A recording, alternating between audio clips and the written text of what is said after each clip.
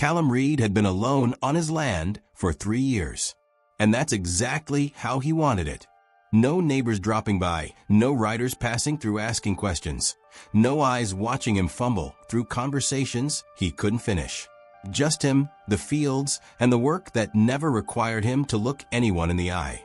But that morning, when he stepped out to check the fence line near the east pasture, he saw her. A woman on horseback, sitting perfectly still about 50 yards away watching him. She'd been there long enough that her horse had lowered its head to graze.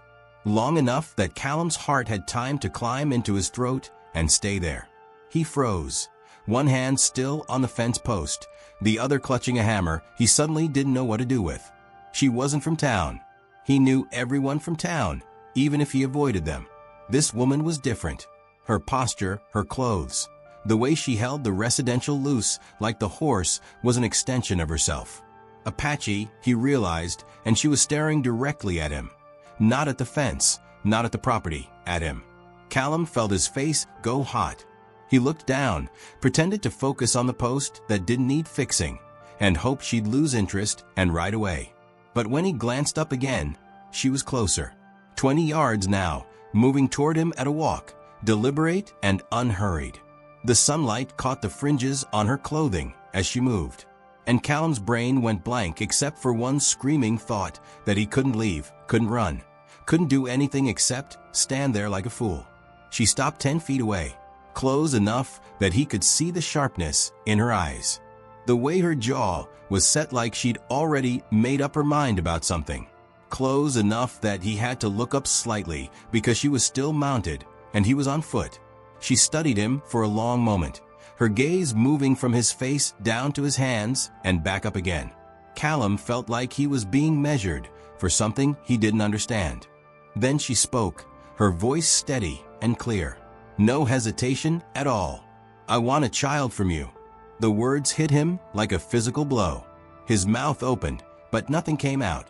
The hammer slipped from his hand and hit the dirt with a dull thud.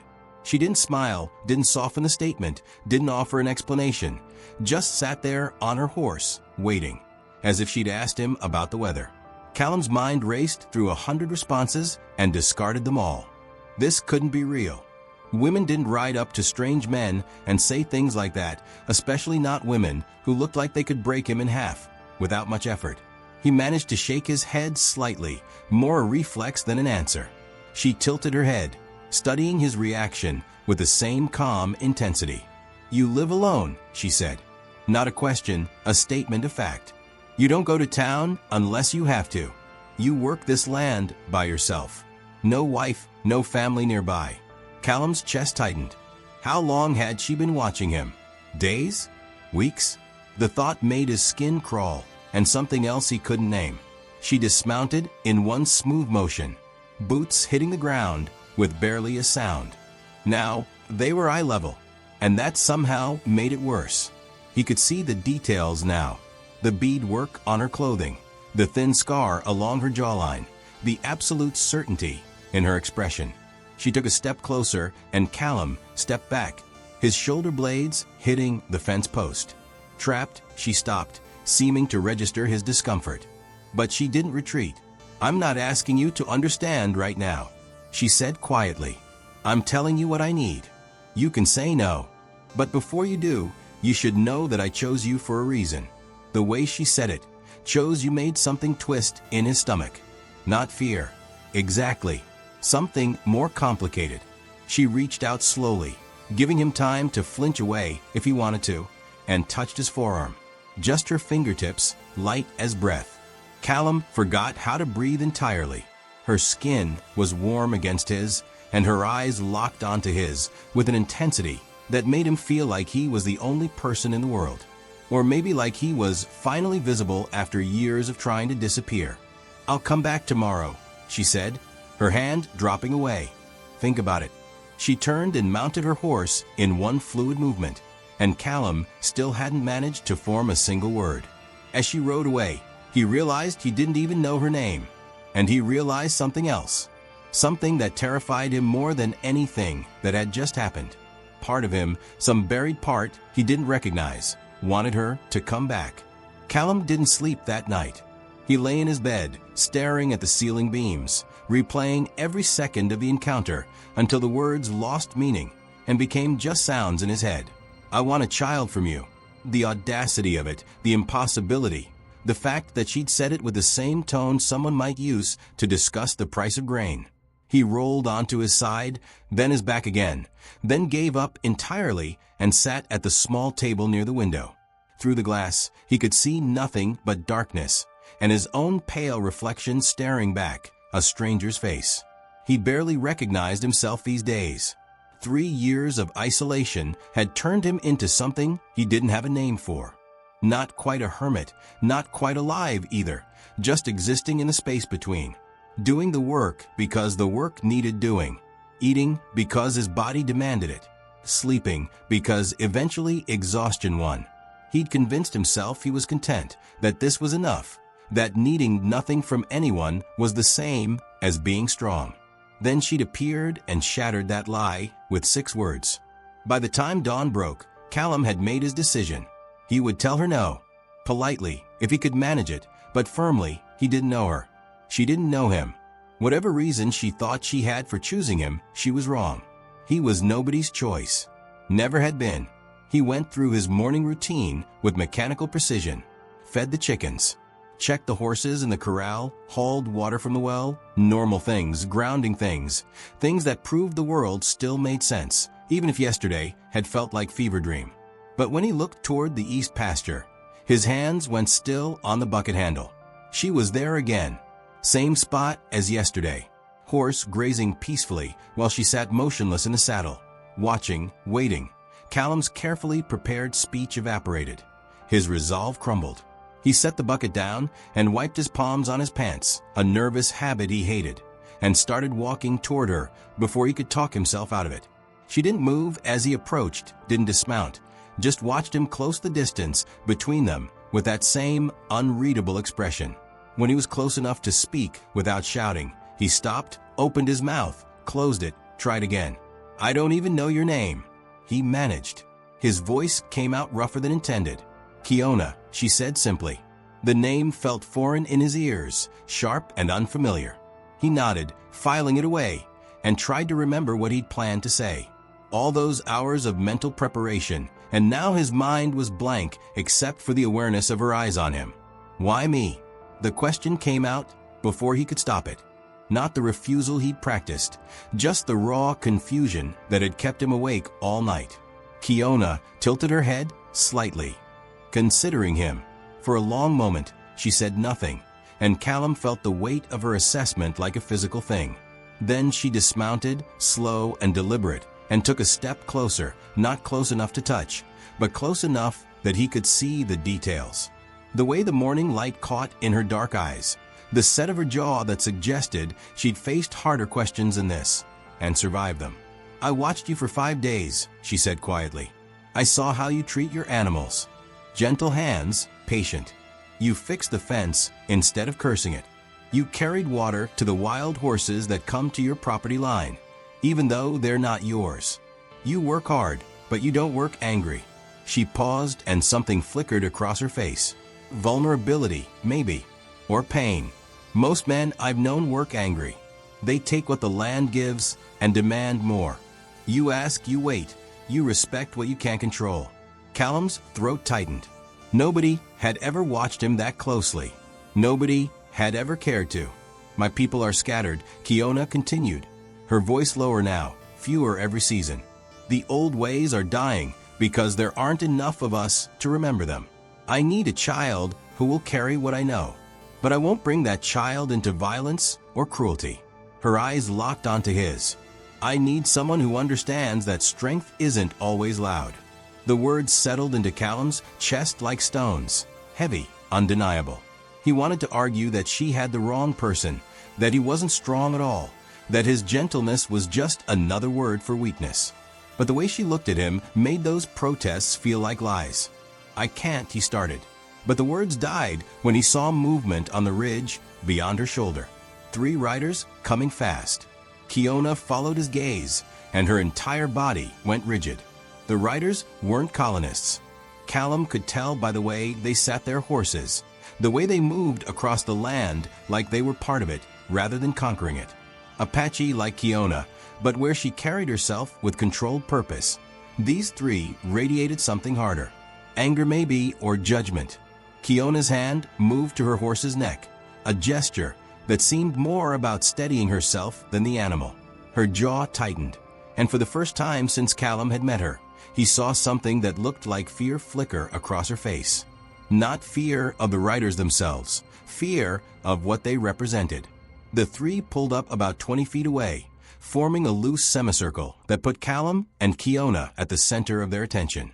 Two men and a woman, all older than Kiona by at least a decade. The woman spoke first, her words sharp and rapid in a language Callum didn't understand. He caught the tone though. Accusation, disappointment. Kiona responded in the same language, her voice level but firm. The exchange went back and forth, escalating with each sentence.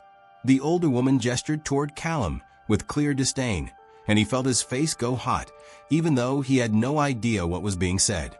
One of the men, gay-haired and weathered, leaned forward in his saddle and said something that made Kiona's shoulder stiffen. She snapped a response that silenced him, but the damage was done. The air felt charged, dangerous. Callum stood frozen, every instinct screaming at him to run back to his house and lock the door. But something kept him rooted. Maybe it was the way Kiona had positioned herself slightly in front of him, like she was shielding him from something he couldn't see. Maybe it was the fact that for the first time in 3 years, he felt like he mattered to someone, even if that someone was a stranger who'd shown up yesterday with an impossible request. The older woman dismounted and walked straight up to Kiona, their faces inches apart. She spoke in a low-cont, controlled tone that somehow felt more threatening than shouting. Kiona didn't back down, didn't flinch, just held her ground and responded with equal intensity. Then the woman's eyes slid to Callum, and he felt dissected under that gaze, evaluated and found wanting. She said something to Kiona without breaking eye contact with him, and whatever it was made Kiona's hands curl into fists at her sides. Enough, Kiona said in English, loud enough that everyone understood. The shift in language felt deliberate. A line drawn. This is my choice. Mine, not yours, not the council's. Mine. The older woman's expression hardened, but she switched to English as well, her accent thick but clear. Your choice affects all of us, Kiona. You think you can bring a child into this world without consequences? Without approval? He is weak. She gestured at Callum with contempt. Look at him. He can barely stand under your attention, let alone stand beside you when the hard seasons come. Callum felt the words like a physical blow, not because they were cruel, but because they were true. Or at least they matched everything he believed about himself. But then Kiona stepped forward, putting herself fully between him and the older woman. You're wrong, Kiona said quietly, dangerously. Strength isn't only what you can see. He has something the loud men never had. He has respect, patience, the ability to listen. She paused, and her next words carried weight that made even the older woman hesitate. He has what my father had. What we lost when we stopped valuing quiet courage.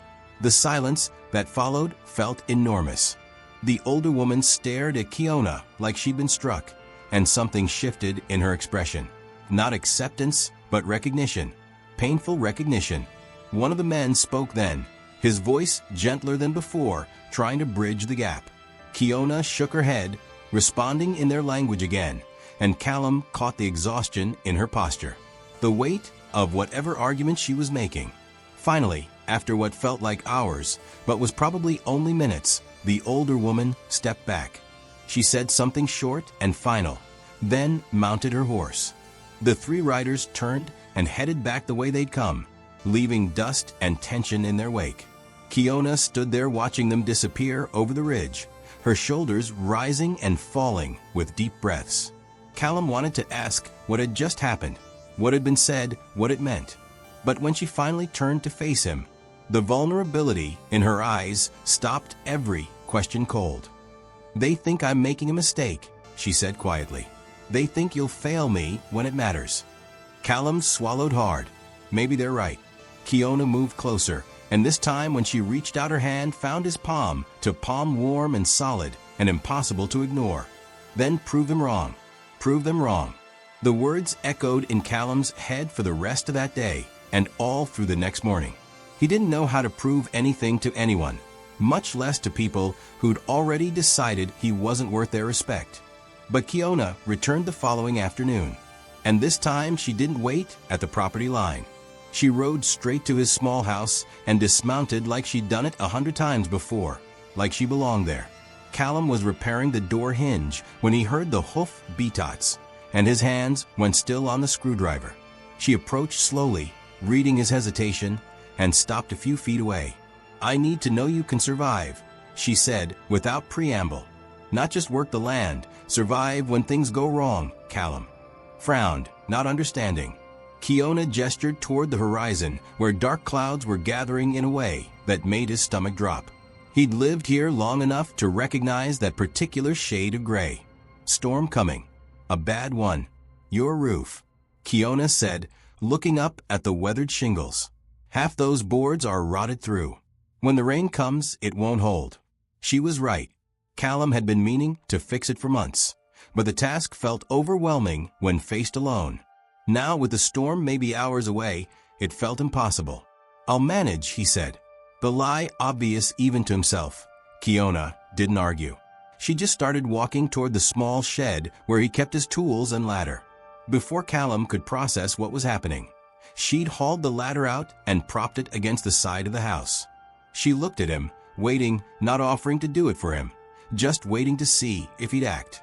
Callum's pride warred with his fear of heights, his embarrassment at needing help, his certainty that he'd mess it up somehow.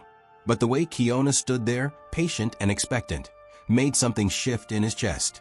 He grabbed the spare boards he'd been hoarding and climbed the ladder before he could talk himself out of it.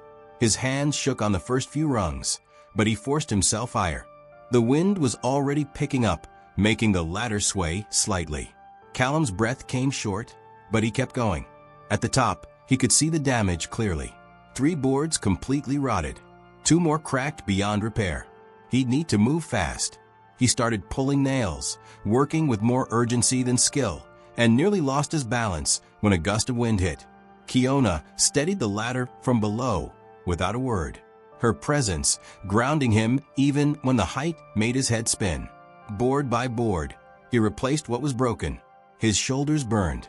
Sweat dripped into his eyes despite the cooling air. But he didn't stop. Couldn't stop. Not with Kiona watching. Not with her people's judgment hanging over both of them. The first drops of rain hit just as he hammered the last nail home. He climbed down fast, nearly stumbling on the bottom rung, and Kiona caught his arm to steady him. They stood there, both breathing hard, as the rain began in earnest. Within seconds, it was a downpour. Kiona pulled him toward the house, and they barely made it inside before the sky opened completely.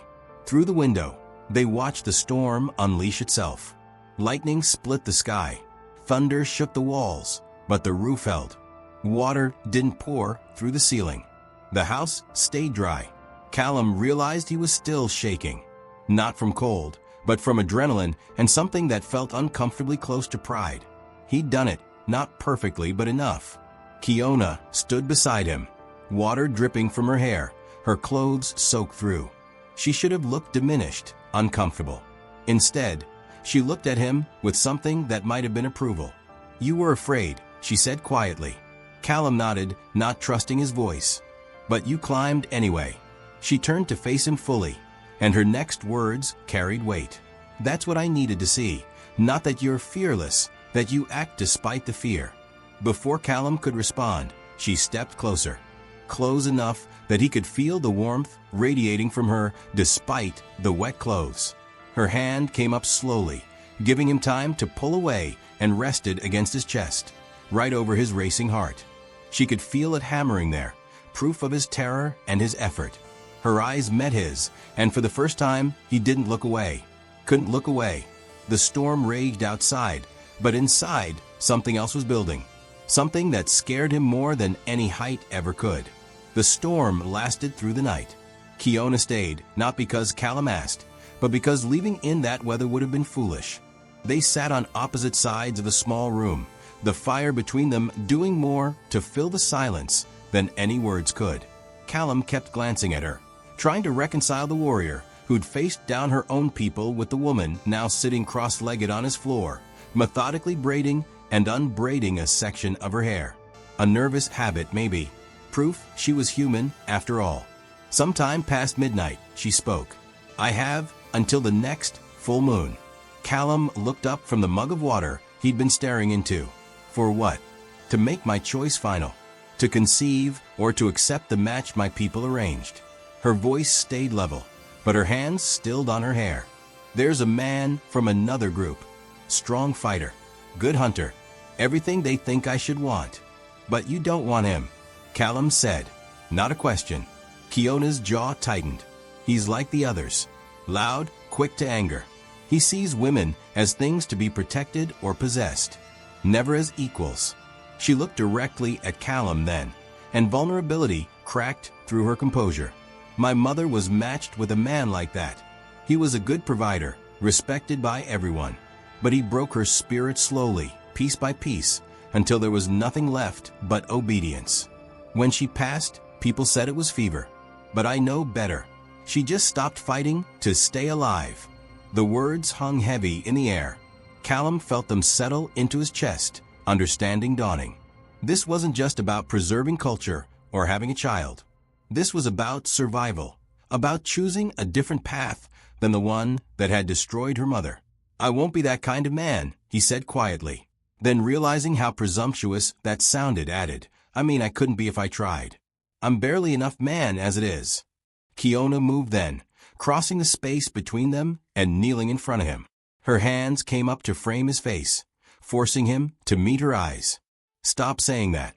Stop believing what they told you." Her voice was fierce. "You think strength is volume and violence.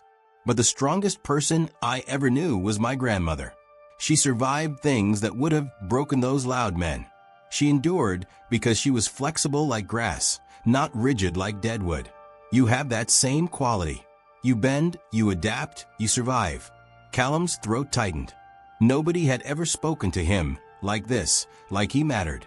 Like his gentleness wasn't a defect. "I'm terrified," he admitted. "Of all of this. Of you. Of failing you." "Good," Kiona said, and something like a smile touched her lips. "Fear means you understand what's at stake. Only fools feel no fear." Her thumbs brushed along his cheekbones. A gesture so tender it made his chest ache. "I'm terrified too. Terrified I'm wrong about you. Terrified I'm right. But it won't matter because my people will force my hand anyway. Terrified that even if we do this, I won't know how to be anything but what my mother's life taught me to fear." The honesty in her words cracked something open in Callum. He reached up slowly, covering her hands with his own.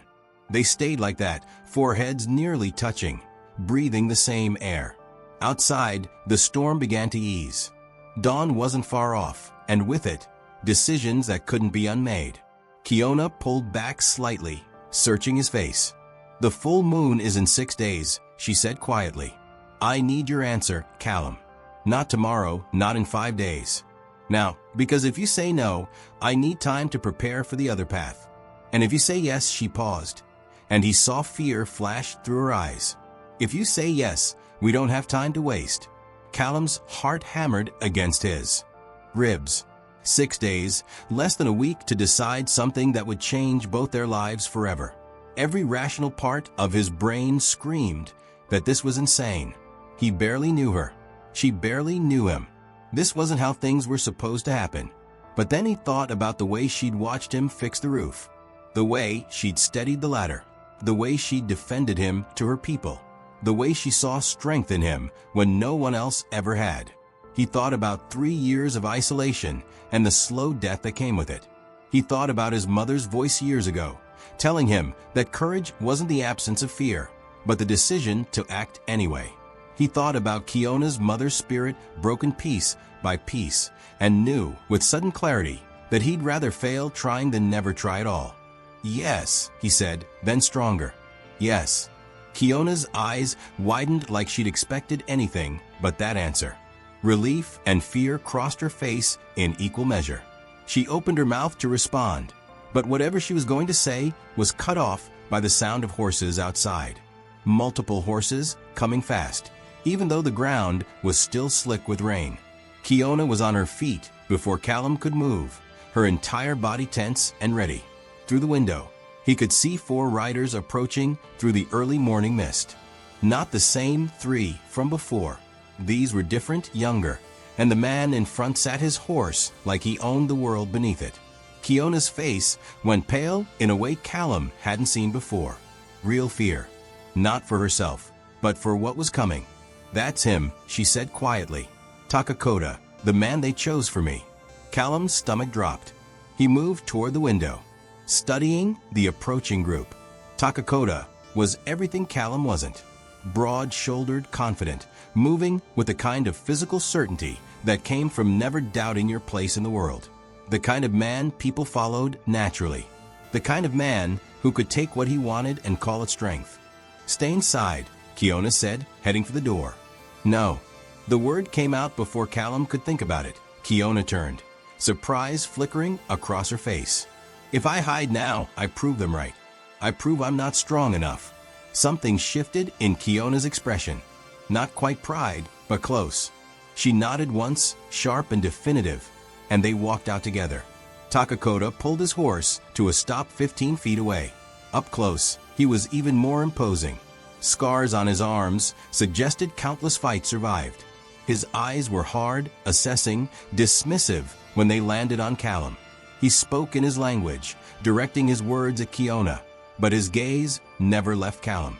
The contempt was universal, needed no translation. Kiona responded, her voice steady, but her hands clenched at her sides. The exchange grew heated quickly. Takakota gestured at Callum with open disgust, said something that made his companions laugh. One of them, a younger man with a cruel smile, added his own comment, and the laughter grew louder. Callum felt heat rise in his face. Not anger exactly, something worse. Shame. The old familiar shame of being found lacking, of being the joke everyone shared. But then he felt Kiona's hand find his, her fingers threading through his with deliberate intention. A statement. A choice made visible. Takakota's expression darkened. He dismounted in one fluid motion and walked toward them, each step radiating controlled aggression.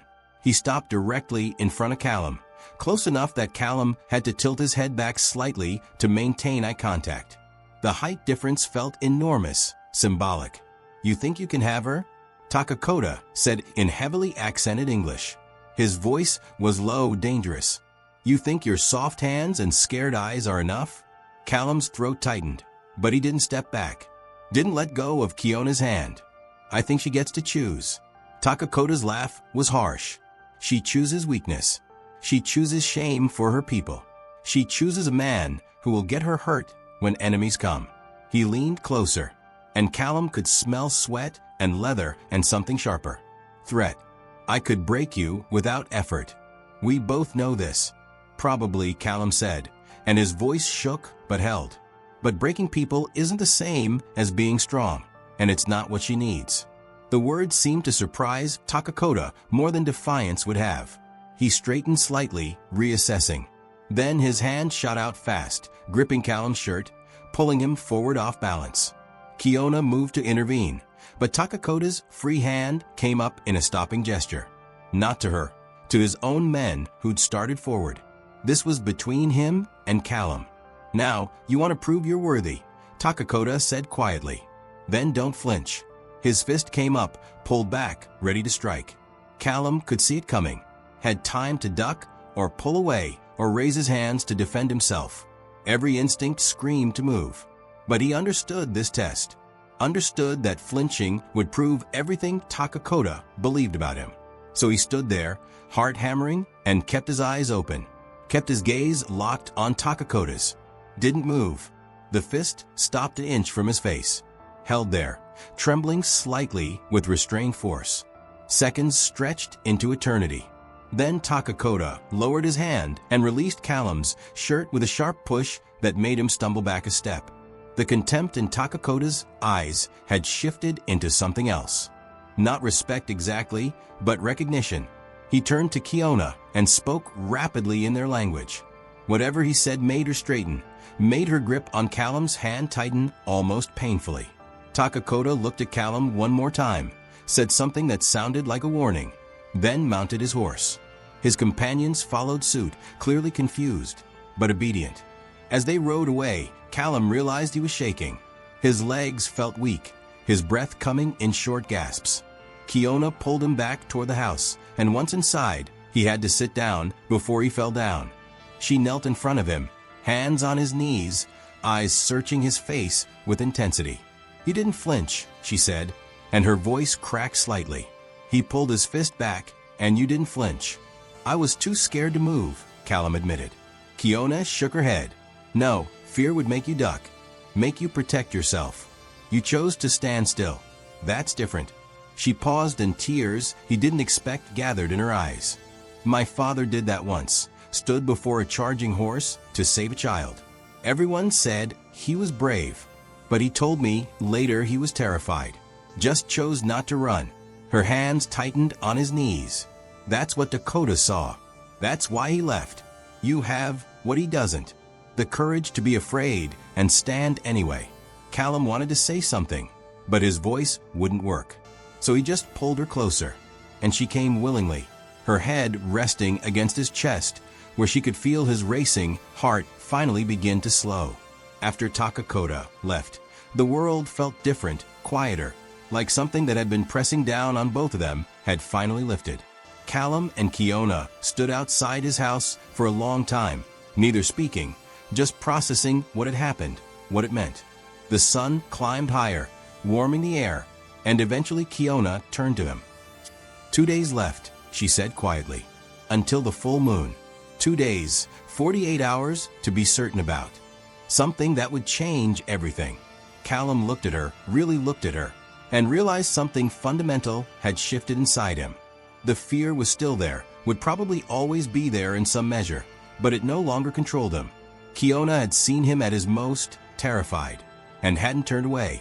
She'd seen him refuse to flinch when a fist came at his face, seen him shake afterward, and called it courage anyway. Maybe she was right. Maybe courage wasn't the absence of fear. Maybe it was just the choice to stand steady when everything in you screamed to run. He reached for her hand, threading his fingers through hers. "I don't need 2 more days," he said. "I needed to know I could stand beside you when it mattered, that I wouldn't fail you when you needed strength." He paused, squeezing her hand. "Dakota tested me. Your people tested me. I tested myself. And I'm still here, still choosing you. Still certain." Kiona's eyes glistened and she stepped closer, her free hand coming up to rest against his chest, where his heart still beat hard and fast. "You're certain," she repeated like she needed to hear him say it again completely. She studied his face for a long moment, searching for doubt or hesitation. When she found none, something in her expression cracked open. Relief, fear, joy, all tangled together.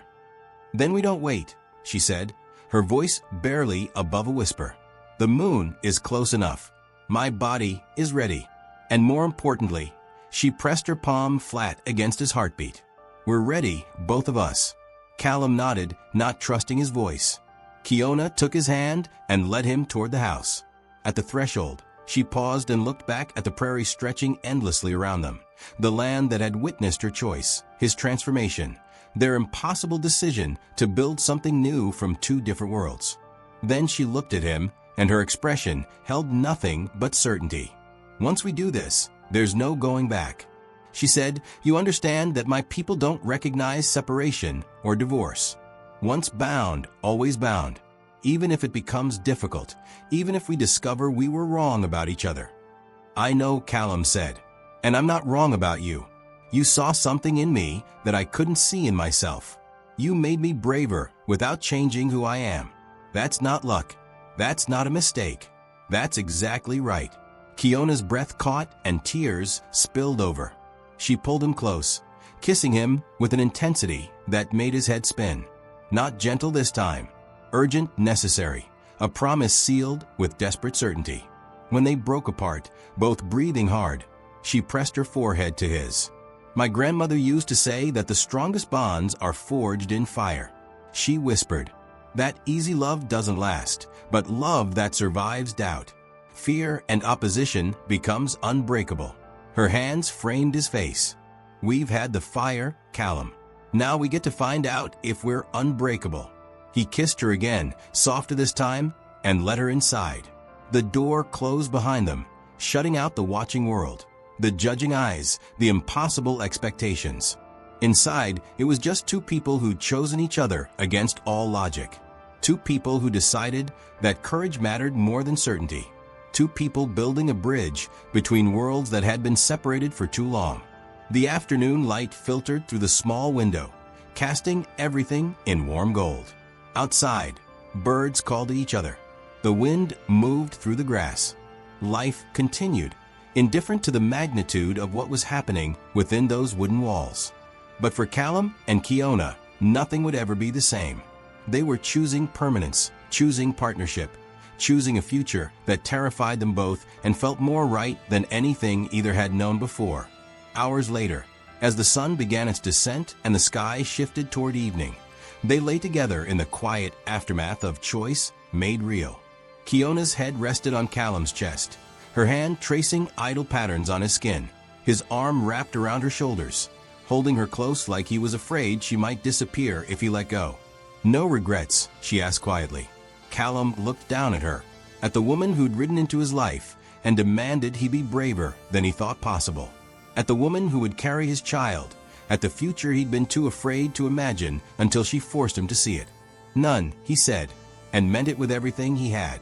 6 weeks later, the older woman from the Apache Council returned. Callum saw her approaching from the East Ridge and felt his stomach tighten. But this time, Kiona stood beside him, her hand resting on her still flat belly in a gesture that had become habit. They'd known for 2 weeks.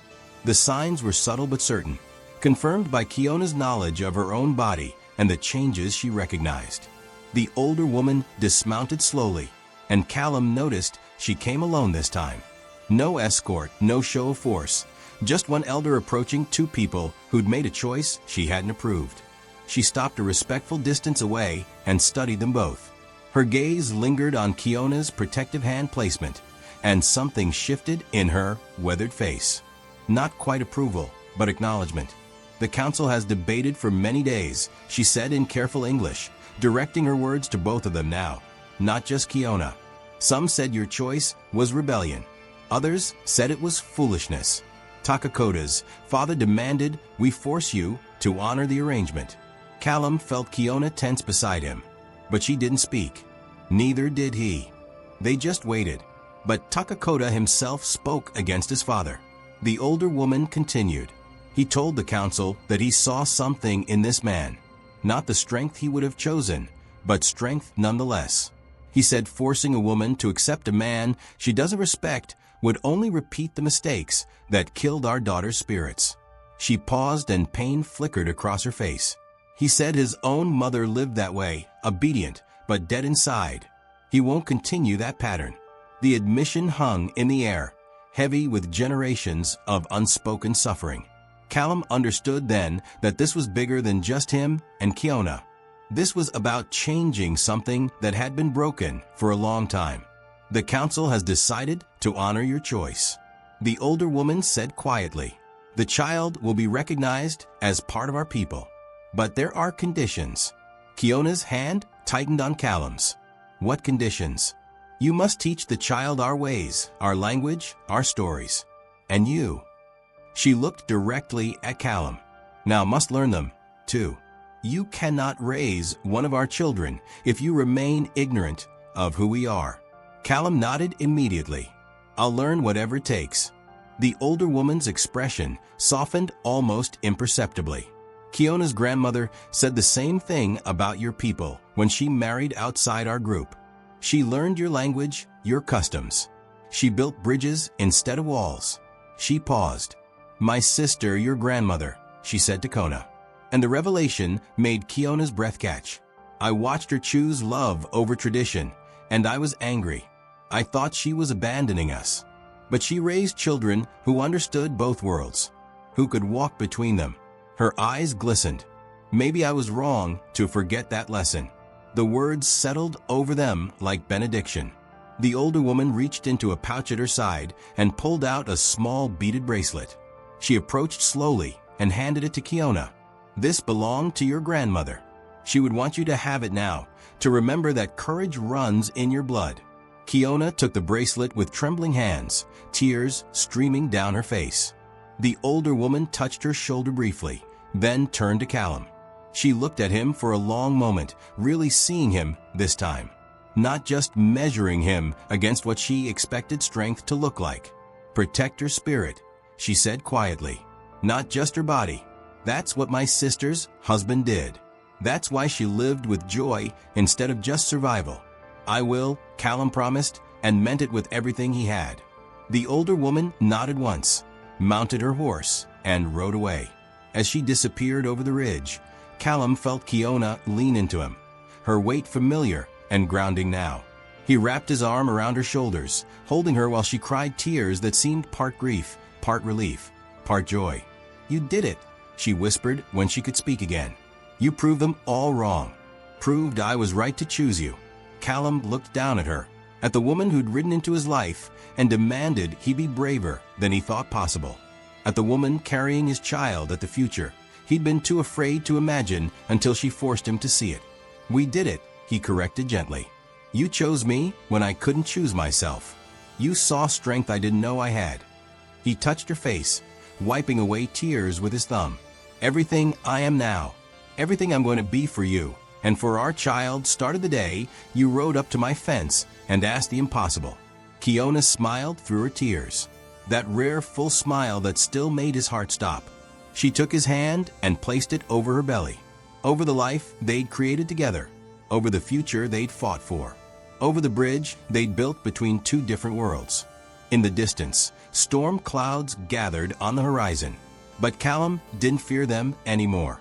He'd learned that storms passed, that roofs could be repaired, that courage wasn't the absence of fear, but the choice to stand steady when everything in you wanted to run.